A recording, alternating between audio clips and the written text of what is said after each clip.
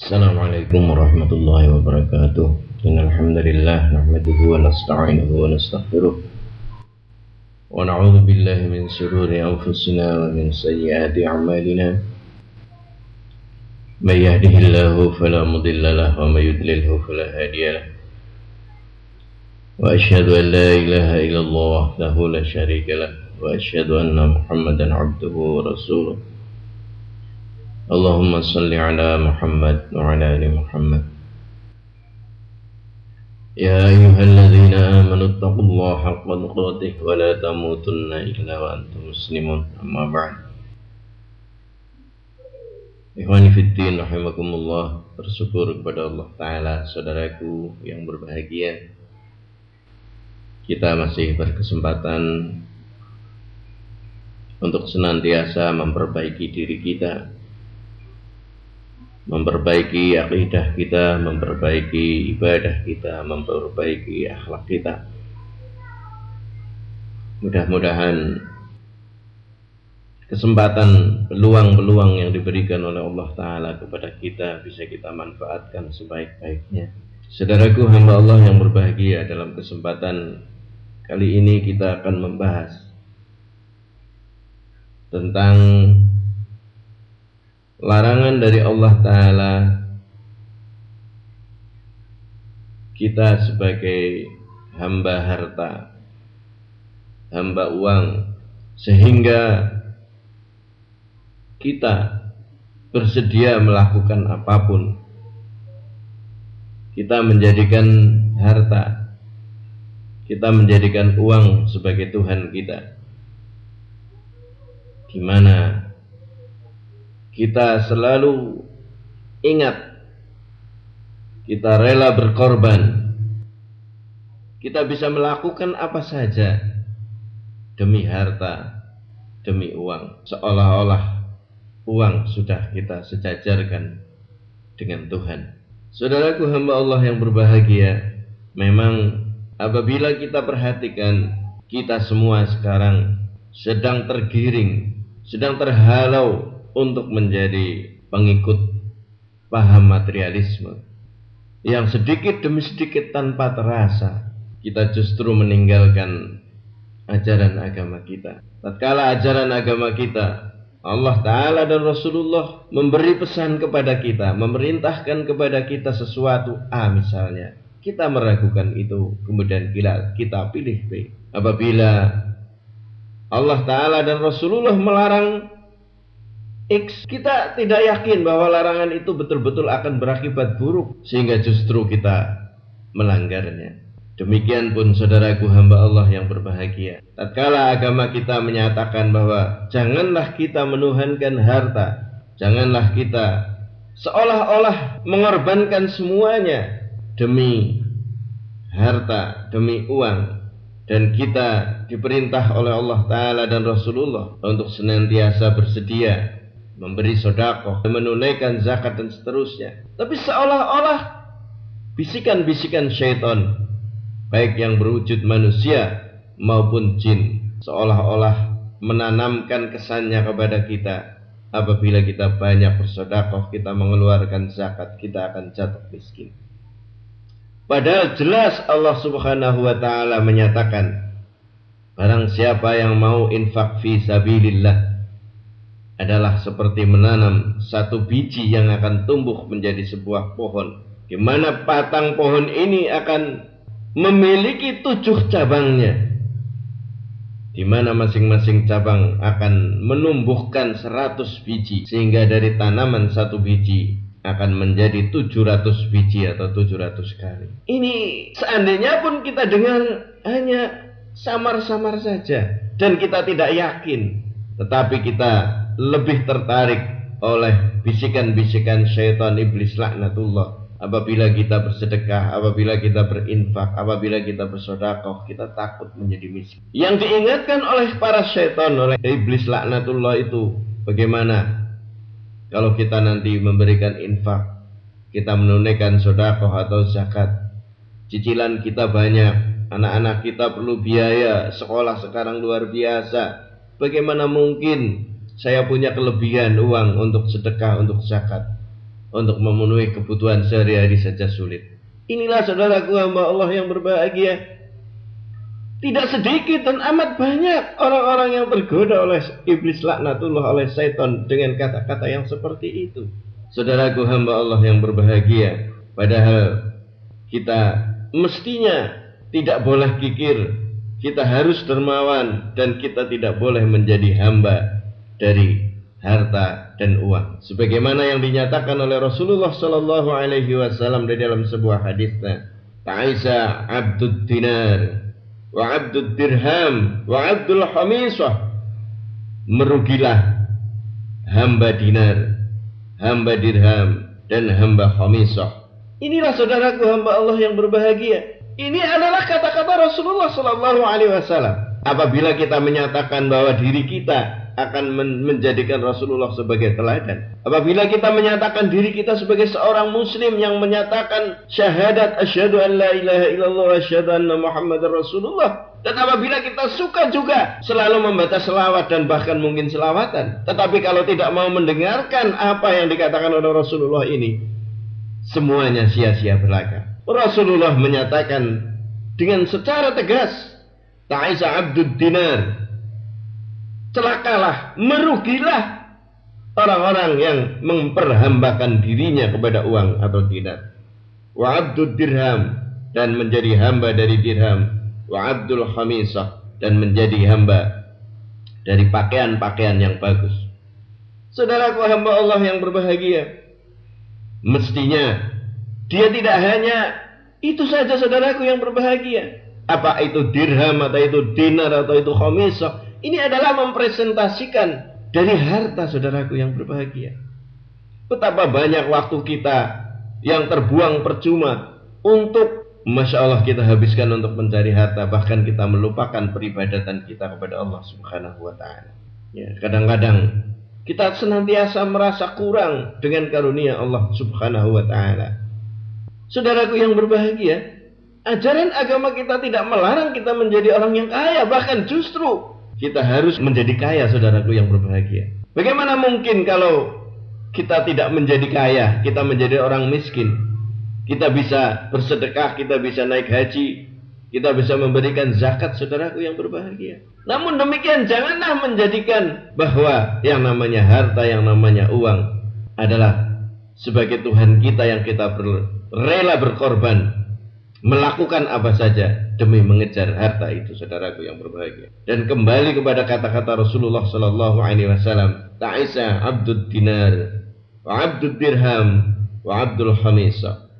Merugilah orang-orang yang menghabiskan waktunya, merelakan dirinya untuk berkorban, mengorbankan segala sesuatu, bahkan untuk saling bermusuhan, saudaraku yang berbahagia, satu dengan yang lain, hanya untuk mengejar harta ini. Kita saksikan, saudaraku yang berbahagia, saat ini banyak sekali saudara yang pecah karena harta, karena uang, saudaraku yang berbahagia.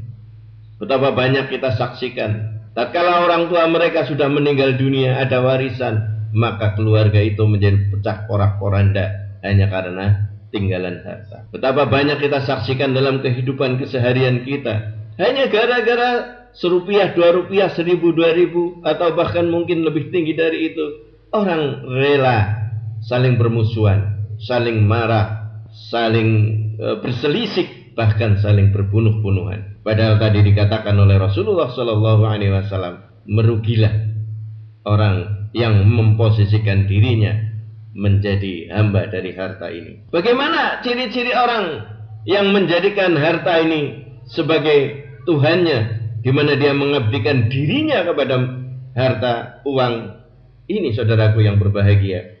Maka disebutkan oleh Rasulullah Sallallahu Alaihi Wasallam selanjutnya dalam hadis ini, in u'tiya radiya wa illam yu'ta sahita ta'is wan ta'kasa. Jadi di sini disebutkan, saudaraku yang berbahagia, jika ia diberi uang, diberi harta, memperoleh uang, memperoleh harta, maka dia akan menjadi ridho. Ya, dia senang, merasa senang. Tetapi kalau dia tidak memperoleh harta, tidak memperoleh uang, dia karena sesuatu dan lain hal, barangkali belum sukses upayanya untuk mencari harta, maka dia marah-marah. Inilah sehingga saudaraku yang berbahagia, yang dikatakan hamba harta adalah bahwa kesenangan seseorang ditentukan oleh harta, dan kesedihan kemarahan seseorang juga ditentukan oleh harta atau uang. Inilah saudaraku yang disebutkan sebagai hamba dirham, hamba dinar, dan hamba khamisah, hamba harta. Tatkala dia memperoleh, dia merasa senang, merasa ridho, merasa bahagia. Tetapi apabila diciutkan oleh Allah Ta'ala, dibatasi oleh Allah Ta'ala, atau dia tidak memperoleh, maka dia akan bersedih hati, akan marah-marah, dan seterusnya, dan seterusnya. Inilah saudaraku hamba Allah yang berbahagia. Harta adalah merupakan ujian dari Allah Ta'ala dan merupakan godaan dari kehidupan kita di dunia. Sebagaimana kita pernah membahasnya saudaraku yang berbahagia, Rasulullah Shallallahu Alaihi Wasallam sangat mengkhawatirkan kita saudaraku yang berbahagia. Sejak 15 abad yang lalu Rasulullah sudah memikirkan kaum muslimin. Beliau tidak khawatir tatkala kita menjadi miskin saudaraku yang berbahagia. Sama sekali Rasulullah tidak khawatir kalau kita jatuh miskin. Tetapi justru yang dikhawatirkan oleh Allah Ta'ala adalah yang disebutkan dengan zinatul hayatid dunya. Justru kalau kita sudah melimpah ruah harta, orang saling berebut harta, maka justru itu yang dikhawatirkan oleh Rasulullah SAW. Karena kita menghambakan diri kita kepada harta dan uang, maka saudara bisa menjadi musuh, kawan bisa menjadi lawan. Disebutkan di sana saudaraku yang berbahagia oleh Rasulullah SAW dalam sebuah hadisnya. Justru karena kita semua menghambakan diri kepada harta, kita sudah dilimpah ruahkan harta oleh Allah Ta'ala, maka justru sebagaimana kaum atau umat-umat terdahulu, mereka hancur bermusuhan lantaran sudah menjadi hamba dari harta atau uang ini. Saudara hamba Allah yang berbahagia, apabila harta sudah menguasai hati seseorang hamba, niscaya harta akan membelenggunya hingga ia menjadi hamba harta, tidak bergerak kecuali untuk mengejar harta dan tidak senang kecuali dengannya. Inilah saudaraku hamba Allah yang berbahagia. Jadi mungkin secara vulgar, secara pernyataan orang tidak pernah mengatakan aku ini Tuhannya harta, aku ini Tuhannya uang. Tetapi kalau seseorang tidak mau bekerja, tidak mau membantu orang tanpa uang, ya, tanpa diiming-imingi oleh duit, artinya otomatis dia sudah menjadi hamba uang. Jadi di dalam hatinya yang ada itu harta saja. Seperti sekarang ini saudaraku hamba Allah yang berbahagia. Kalau agama kita mengatakan bahwa khairun nas anfa'uhum linnas, sebaik-baik manusia adalah yang mau membantu orang lain, yang paling memberi manfaat kepada manusia yang lain. Kalau agama kita menyatakan bahwa yassiru wala tu'assiru, permudahkanlah, jangan engkau persulit. Tetapi betapa banyak kita saksikan saudaraku hamba Allah yang berbahagia, tatkala kita datang pada orang yang punya kekuasaan, justru yang mudah akan dipersulit. Dan UUD ujung-ujungnya juga duit.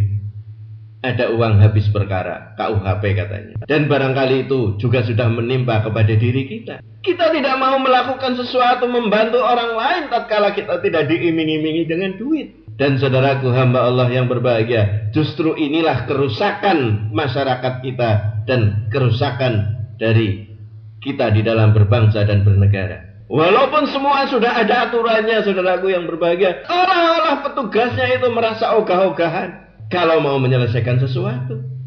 Kalau Rasulullah Shallallahu Alaihi Wasallam agama kita menyatakan kalau bisa dipermudah, kenapa dipersulit? Yassiru wala tu'assiru, permudahlah, jangan dipersulit. Tetapi kita balik, kalau bisa dipersulit, kenapa harus dipermudah? Inilah saudaraku hamba Allah yang berbahagia. Jadi jangan sampai kita menjadi hamba harta di mana di dalam hati kita yang ada itu hanya harta. Boleh orang menjadi kaya, tapi banyak dikatakan oleh ulama, janganlah sampai harta ini ditaruh dalam hati kita. Cukup ada di tangan kita saja. Dan jangan sampai kita merasa senang tatkala kita memperoleh harta dan seolah-olah susah kiamat dunia ini kalau kita sudah tidak pegang duit atau kita tidak berharta. Inilah makna daripada hamba dirham, hamba dinar, dan hamba khamisah. Kemudian saudaraku hamba Allah yang berbahagia, barang siapa yang hatinya didominasi, dikuasai oleh harta, maka ia akan menjadi bakhil, menjadi kikir terhadap karunia yang telah Allah berikan kepadanya. Seseorang yang sudah seperti ini tidak akan menunaikan kewajiban yang telah Allah bebankan atasnya. Tatkala suruh zakat, dicari-cari dalilnya. Wah, tidak ada dulu zaman Rasulullah, tidak ada seperti itu. Walaupun dia sudah diyakinkan, cari ustadz kesana kemari dan seterusnya, mencari fatwa yang sesuai dengan kata hatinya. Tetapi sebenarnya itu adalah merupakan cerminan dari rasa bakhil atau pikirnya. Karena dia sudah menjadi hamba harta.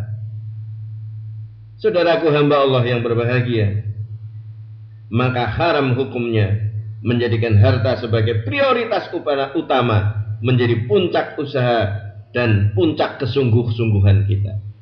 Kita baru mau bergerak kalau ada duitnya. Inilah saudaraku hamba Allah yang berbahagia. Tatkala pemerintahan kita, tatkala institusi kita, tatkala perusahaan kita, tatkala masyarakat kita, orang-orangnya, anggota masyarakatnya, rakyatnya hanya mau bekerja tatkala diiming-imingi oleh duit, dan mereka tidak mau bergerak, tidak mau bekerja, tidak mau beraktivitas tatkala tidak ada duit, maka rusaklah pemerintahan, institusi, masyarakat, keluarga, atau organisasi, bahkan perusahaan kita. Saudaraku hamba Allah yang berbahagia, seorang ulama salaf menyatakan bahwa seyogyanya dia berkata, seseorang mengambil harta dengan murah hati agar ia memperoleh berkah darinya. Janganlah kita mengambilnya dengan ketamakan dan berkeluh kesah. Terus menerus kita merasa kurang terhadap harta. Namun hendaklah kedudukan harta tersebut bagi kita hanya seperti kamar kecil, hanya seperti WC saja, saudaraku yang berbahagia. Memang yang namanya WC, kamar kecil itu dibutuhkan, tapi tidak mendapat tempat dalam hati kita. Ya, kita tidak mau menghabiskan waktu kita lama-lama di sana. Ya, dalam sebuah hadis yang diriwayatkan oleh Tirmidzi dan lainnya disebutkan, saudaraku yang berbahagia, bahwa barang siapa menjadikan dunia sebagai tujuan utamanya, maka Allah akan mencerai-beraikan pekerjaannya dan akan memecah belah usahanya. Masya Allah, saudaraku yang berbahagia. Inilah apa yang dinyatakan oleh Rasulullah Sallallahu Alaihi Wasallam, yang sekarang kita maknai kebalikannya. Di sana disebutkan bahwa barang siapa yang menjadikan dunia sebagai tujuan utamanya, maka Allah akan mencerai-beraikan pekerjaannya dan akan memecah belah usahanya. Dan ia tidak akan memperoleh dunia kecuali sekedar yang telah ditetapkan untuknya saja. Masya Allah, saudaraku yang berbahagia. Justru inilah rahasia daripada kekayaan kita, rahasia dari harta. Tatkala kita berhamba, maka jelas ditentukan oleh Rasulullah Sallallahu Alaihi Wasallam. Kalau itu yang menjadikan prioritas utama kita, kita menjadi kaya satu-satunya prioritas utama kita, kita memperoleh harta sebanyak-banyaknya, justru akan menjadikan usaha kita, bisnis kita menjadi porak-poranda. Ya, dan misalnya pun akan diberikan oleh Allah Subhanahu wa taala kepada kita, itu hanya sebatas batas yang sudah ditentukan olehnya saja. Nah, ini saudaraku yang berbahagia. Barang siapa menjadikan akhirat sebagai tujuan utamanya, maka Allah akan memudahkan pekerjaannya dan memberikan kekayaan pada hatinya. Dan dunia pasti akan datang menghampirinya. Masya Allah, saudaraku yang berbahagia. Jadi sesungguhnya agama kita itu tidak mencerca harta, tidak mencerca dunia, tidak melarang kita menjadi kaya. Tapi justru dari hadis tadi, apabila kita menjadikan dunia ini, harta ini menjadi tujuan utama, sehingga semuanya disisihkan, persaudaraan disisihkan, ibadah disisihkan, betul-betul menjadikan harta ini sebagai tujuan utama kita, menjadi Tuhan kita, kita memperhambakan kepadanya, maka usaha kita akan porak-poranda. Inilah rahasia kekayaan yang sesungguhnya, saudaraku yang berbahagia. Sehingga tadi dikatakan bahwa apabila kita mau infak fisabilillah, Allah akan melipat gandakan 700 kali. Tidak usah menunggu besok di akhirat, saudaraku yang berbahagia. Kalau akhirat kita sudah jelas akan memperolehnya. Tetapi konteks ini adalah konteks kehidupan di dunia. Sehingga tidak ada orang yang suka sedekah, sudah berzakat, suka berinfak menjadi jatuh miskin. Tidak ada. Zakat itu sendiri artinya adalah membersihkan. Zakat itu artinya sendiri adalah menumbuhkan. Maka bagaimana mungkin seseorang yang mengeluarkan zakat menjadi kotor dan menjadi jatuh miskin? Zakah itu artinya adalah tumbuh kembang. Harta yang dizakati pasti akan semakin tumbuh. Saudaraku hamba Allah yang berbahagia, disebutkan di sini bahwa barang siapa yang menjadikan dunia itu sebagai tujuan utamanya, maka usahanya akan menjadi porak-poranda. Tetapi apabila yang menjadi tujuan utamanya adalah akhirat, kekayaan yang dicari adalah untuk kepentingan akhirat, saudaraku. Sebagaimana yang dinyatakan oleh Rasulullah Sallallahu Alaihi Wasallam tentang ciri-ciri orang yang matinya mati sukses, saudaraku yang berbahagia. Idza mata ibnu Adam inqata'a amalu illa min thalath. Jadi seseorang yang sudah mengakhiri hidupnya itu akan berakhir dengan sukses tatkala memiliki 3 ciri. Yang pertama adalah sedekah jariah yang banyak. Inilah saudaraku hamba Allah yang berbahagia. Kita mencari harta yang luar biasa adalah tadi untuk kita infakkan, untuk kita jariahkan. Dan saudaraku hamba Allah yang berbahagia tidak menjadikan bahwa kita semakin banyak sedekah, kita semakin banyak infak, kita semakin hati kita semakin rela untuk mengeluarkan zakat, maka justru harta kita akan bertambah. Kemudian yang kedua adalah waladin soleh, sehingga harta kita untuk menjadikan anak-anak kita menjadi soleh, anak-anak biologis maupun kaum muslimin atau pewaris dari kaum muslimin, anaknya orang lain, anaknya kaum muslimin. Kita jadikan mereka dengan harta kita, dengan usaha kita, agar mereka menjadi soleh, yang senantiasa nanti mendoakan orang tuanya, yang senantiasa mereka akan mewarisi izul Islam wal muslimin. Kemudian orang yang mati sukses yang ketiga adalah yang ilmin yuntafa'u bih. Sehingga upaya kita, harta kita, marilah bersama-sama kita tasarrufkan, kita distribusikan untuk mengembangkan pendidikan Islam, agar ilmu itu bermanfaat, agar seseorang dengan ilmu bukan seperti sekarang ini, punya ilmu tapi untuk ngilmui orang lain, pinter tapi untuk minteri orang lain.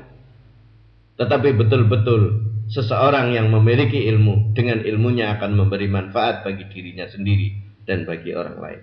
Saudaraku hamba Allah yang berbahagia, demikianlah kajian kita untuk kesempatan kali ini.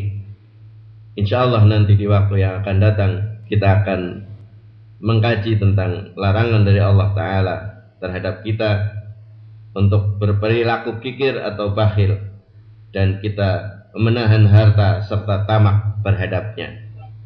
Mudah-mudahan bermanfaat bagi kita. Apabila ada kekeliruan dan kesalahannya dalam majelis ini, saudaraku yang berbahagia bersedia memaafkannya. Dan marilah kita akhiri dengan doa kafaratul majlis. Subhanakallahumma wa bihamdik, asyhadu an la ilaha illa anta, astaghfiruka wa atubu ilaik. Wal 'afwu minkum billahi taufiq wal hidayah. Assalamualaikum warahmatullahi wabarakatuh.